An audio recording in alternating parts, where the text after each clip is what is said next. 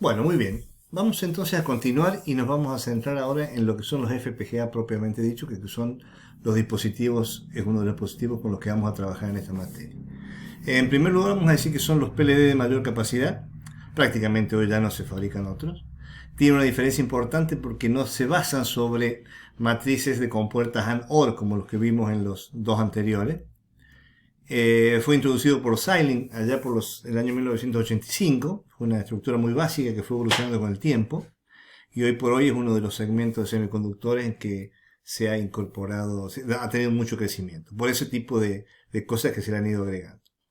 En este tipo de dispositivos se puede implementar cualquier diseño digital, cualquiera que queramos se puede decir, es decir, a lo sumo tendremos una limitación de capacidad de hardware, pero hay FPGA de muy alta capacidad que podrían perfectamente implementarse. Tienen un rápido ciclo de diseño, es decir, nosotros rápidamente podemos probar un diseño, implementarlo físicamente en un FPGA. Cuando la persona ya tiene cierta experiencia en este tema, es realmente muy rápido. Y tiene una ventaja importante porque ustedes van a ver que cuando nosotros queremos desarrollar un ASIC, ¿no es cierto? Un full custom, por ejemplo, se usa también un lenguaje de descripción de hardware en muchos casos. Entonces, ese lenguaje de descripción de hardware es común para el que nosotros vamos a utilizar para trabajar con FPGA. Entonces, hay una primera parte que se llama parte funcional, en que uno define todo lo que uno quiere hacer, y esa parte se puede probar en FPGA, se puede implementar en ese mismo diseño en FPGA y probar. Probar si anda funcionalmente. Lógicamente, después cuando eso vaya a un ASIC, va a tener una mejor prestación de velocidad, menor consumo, menor área, etcétera, etcétera. Pero es importante que la parte funcional estemos seguros que ya no tiene errores. Entonces es un paso previo, digamos, que se puede implementar en la FPGA. Bueno, y los mayores líderes del mercado son las empresas que están ahí indicadas, Xilinx particularmente, que es la más grande. Después viene Altera, hoy por hoy se llama Intel Altera, lo compró Intel, ¿cierto? Pero muchas veces lo van a referir como Altera. Y el otro es Microchip, que originalmente era Actel, lo fueron comprando otras dos empresas y hoy se llama Microchip. Pero Xilinx es la que domina el mercado y nosotros vamos a trabajar con una FPGA de Xilinx. Esta placa ustedes la han visto, es la que trabajaba en electrónica digital. La FPGA es esto que está acá, ¿no es cierto? Ustedes la conocen hasta físicamente, así que no me voy a tener mucho en ello. Lo único que quiero decirles es que en este caso vamos a hacer uso un poquito más del hardware circundante que tiene para hacer nuestras aplicaciones. Nosotros estábamos muy reducidos y ahora en la primera práctica de electrónica digital y ahora lo vamos a ampliar para utilizar otros elementos como los que vemos acá. Bien, básicamente, allá por el año 1985, ¿qué es lo que ofreció Xilinx? Xilinx esencialmente dijo, los FPGA constan de tres elementos fundamentales, que son los bloques lógicos que están distribuidos en todo el chip, ¿no es cierto? Por supuesto que acá hay 16, ¿no es cierto? Pero son miles, hoy por hoy son millones. Y en este lugar es donde se implementan las funciones lógicas secuenciales. Después tenemos matrices de interconexión. La interconexión, en realidad son canales por donde uno puede decidir. Todo esto son conexiones físicas. De hecho, acá no está escala, pero esto es lo que ocupa el mayor porcentaje del área de un FPGA. Estamos hablando casi de un 80% solamente en la parte de líneas, porque no se van a utilizar todos. Si yo quiero conectar esta entrada, supongamos que este bloquecito tiene una entrada acá, y viene de esta salida de este otro bloque de acá, entonces tengo que ver cómo llevar la función, activando, conectando y desconectando switch que tienen esas líneas para que esa función llegue. Entonces, generalmente la cantidad de líneas tiene que ser muy importante. De hecho, la superficie de esas líneas ocupa más que la parte lógica como está indicado acá.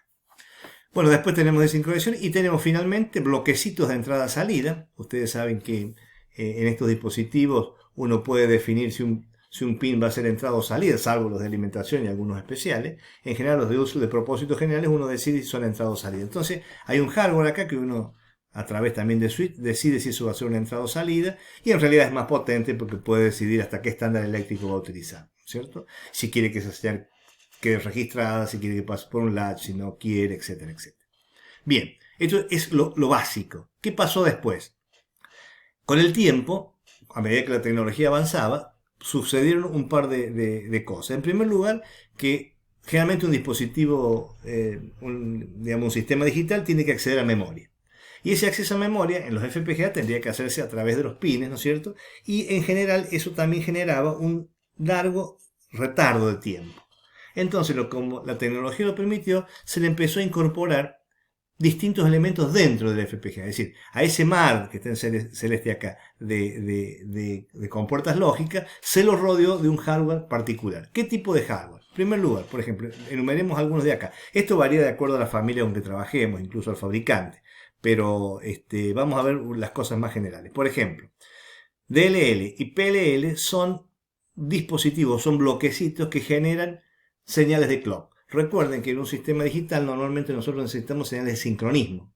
Esas señales de sincronismo se generan en estos bloquecitos. De esa manera evitamos que los tengamos que traer, o sea, hacer un bloque externo al FPGA para que nos genere un clock determinado. Además, estos son muy precisos y, digamos, tienen la particularidad de estar distribuidos de tal manera que entran en fase por sectores en todos los flip-flops. Eso lo vamos a ver más adelante, pero eso es muy importante para disminuir el tiempo o la frecuencia máxima de trabajo del dispositivo. Después, ¿qué tenemos? Bueno, es lo que decíamos, hacemos referencia ahí. Tenemos, estos siguen estando, que son los bloques de entrada-salida. Después tenemos memoria, fíjense, acá hay memorias, bloquecitos de una cierta capacidad, otros bloques de otra capacidad mayor, o sea, distribuidos, porque a veces hace falta más, a veces hace falta menos. Estas memorias, al rodear los bloques básicos, permiten que no haya que salir afuera a buscar información, sino que la almacenamos acá, lógicamente que la capacidad es limitada. Y después tenemos bloques de SP. Bloques de SP en realidad es un hardware dedicado especialmente para hacer rápidamente operaciones aritméticas. Por ejemplo, una multiplicación. Multiplicación de 16 por 16 bits. Nosotros la podemos implementar, por supuesto, utilizando la lógica. Pero en general demora mucho y consume muchos recursos. Entonces acá hay bloquecitos que dicen, necesito hacer una operación de tales características. Acá tiene una entrada y una salida, ponga los dos entradas y lo de la salida y la realiza directamente en ese bloquecito. Y lo hace con mayor eficiencia, porque lo hace mucho más rápido, y no ocupa recursos de hardware para la lógica que podamos necesitar para otras tareas.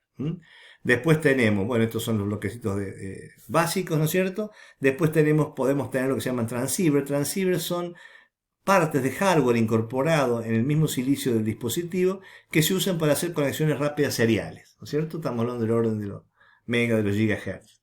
Y después, bueno, hay distintas cosas. Por ejemplo, de acá, este FPGA ofrece un hardware que permite conectar directamente algunos pines de la FPGA con una interfase PCI Express. Quizá usted no sepa lo que es esa interfase, pero es una interfase que se usa mucho en las PC. Entonces, eso alivia el diseño del sistema, incluso evita un hardware externo. Entonces, todo esto, la idea es evitar hardware externo. Bueno, hay distintas configuraciones. Acá les nombro una simplemente por una curiosidad. Esta es una FPGA de Actel, aquella llamada la familia Fusion. La novedad que tenía esto es que tenía un conversor analógico digital. No era todo puramente digital, sino que tenía un conversor analógico digital. Entonces uno podía entrar con una señal analógica, la digitalizaba y la operaba ya en la FPGA de manera digital. Esto no es muy frecuente, y les cuento por qué no es muy frecuente, porque si uno quiere, mejor dicho, no es frecuente para conversores analógicos digitales de alta precisión, es decir, de muchos bits.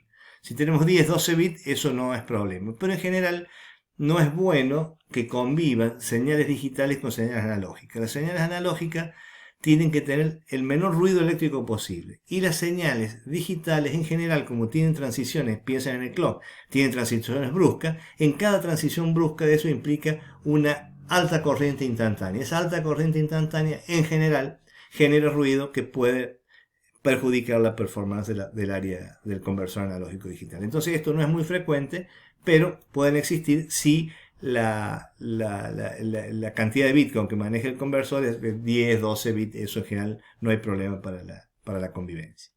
Bien. ¿Qué ventaja tienen los FPGA con respecto a los otros sistemas, los circuitos integrados que hemos visto anteriormente, la otra tecnología? En primer lugar, que es un bajo costo inicial. Es decir, nosotros compra el chip y no necesita mandar a fabricar nada. Ya está fabricado, si bien no son muy baratos, cada vez son más accesibles. El riesgo financiero es bajísimo, porque lo único costo que hay es comprar el chip. Incluso se puede reusar en la mayoría de los casos. Así que si uno se equivoca en el diseño, bueno, le sigue quedando el chip para revisar otro. Tiene un ciclo de diseño mucho más corto que cualquiera. Cuando ustedes sean expertos en estos temas, en un día van a poder diseñar un microprocesador, o 1 o 2 días van a poder diseñar un microprocesador y probarlo, implementarlo. Eso es interesante. Va a quedar funcionando, implementado en hardware. Es más, ustedes pueden tener un diseño que funciona o no funciona, pero lo quieren cambiar, es muy fácil cambiarlo. Tienen todos los elementos y lo prueban inmediatamente. Y tiene una ventaja también importante, que es que las herramientas de diseño son mucho más económicas. Estas herramientas de diseño en general las provee el fabricante del FPGA. Entonces, como el fabricante del FPGA lo que le interesa es vender su hardware, su silicio, sus semiconductores, el costo absorbe de alguna manera el costo de las herramientas de diseño. Cosa que no ocurre en las otras tecnologías que vimos en los ASIC. Entonces, de hecho, ustedes les he dicho que accedan a Xilinx, al website de Xilinx, bajen el software y vean que ese no es gratuito. Por supuesto que hay algún software mucho más sofisticado que hay que pagarlo, pero en general no tiene comparación con los precios que se utilizan en los otros tipos de diseño. Bien. Nosotros hemos dicho que la característica de los FPGA es que cuando salen de fábrica no hacen nada en particular y que el usuario debe configurarlos para que le pueda dar la funcionalidad que él quiera. ¿Qué es lo que significa configurar? Configurar un FPGA significa decidir el estado de cada uno de los miles o millones de switches que tiene internamente a través de lo que se llama un archivo que se llama bitstream. Bitstream sería una cadena de bits en que se van a posicionar en cada uno de los switches un valor 0 o 1, de acuerdo si queremos que eso esté abierto o cerrado. Concretamente, ¿qué es lo que hace cada uno de los bits cuando configuramos un FPGA? Acá hay dos líneas que no están conectadas, acá están abiertas, y si esto es un 1, este switch se cierra y hay una conexión entre las dos líneas, y si esto es 0, este switch se abre y no existe conexión entre las dos líneas. Entonces, lo que hay que hacer cuando configuramos el FPGA para dar la funcionalidad que nosotros querramos es decidir el estado de cada uno de los switches internos del FPGA. ¿Qué tecnologías hay? Hay varias. Vamos a ver algunas. Una son que el estado de ese switch lo maneja la salida de una memoria RAM. Esto 6T quiere decir que esa memoria RAM necesita 6 transistores para hacerlo. Entonces nosotros cuando configuramos nuestro sistema cargamos esa memoria con un 0 y un 1 para que esto esté abierto o cerrado. Existe otra tecnología, esto se llama tecnología Static RAM. Esta tecnología que se llama Flash es otro, esta que vimos recién, tiene el problema que si se desenergiza el circuito se pierde la información. ¿Está bien? Hay que arrancarlo y cargarlo nuevamente. Esta, con tecnología Flash, tiene un solo transistor, es un transistor especial, es un transistor que tiene otra tecnología a esta y al resto del FPGA, así que ahí hay un problema tecnológico para la implementación, pero tiene un solo transistor y tiene la ventaja que es no volátil. El sistema por algún motivo pierde su alimentación y cuando vuelve a la alimentación queda con la configuración anterior. Y el anti-fuse, es el menos conocido, tiene la particularidad que son dos líneas en que están aisladas inicialmente, pero si uno les hace circular una determinada cantidad de corriente, se produce una unión eléctrica, es decir, se produce una conductividad entre las dos líneas. ¿Qué ventaja tiene esto? Tiene una ventaja que la densidad de conexiones que podemos hacer es mucho mayor que esta, ¿está bien? Y tiene una ventaja muy importante y es que, a diferencia de los transistores, es insensible a la radiación. Fíjense, en estos transistores, cuando hay mucha radiación de alta energía, puede ocurrir que un transistor que está en un estado, por ejemplo, de corte, pase a conducción porque se incorporaron elementos con esas energías con esas altas energías. Acá no ocurre porque es una conexión eléctrica, ¿está bien? Tal es así que normalmente los satélites usan este tipo de tecnología. La desventaja grande, ¿cuál es? Y bueno, que esto no lo podemos reprogramar. Se programa una sola vez y se configura una sola vez y después ya quedamos con esa configuración. Bueno, dejamos acá y continuamos con el resto de la explicación de la FPGA en otro video.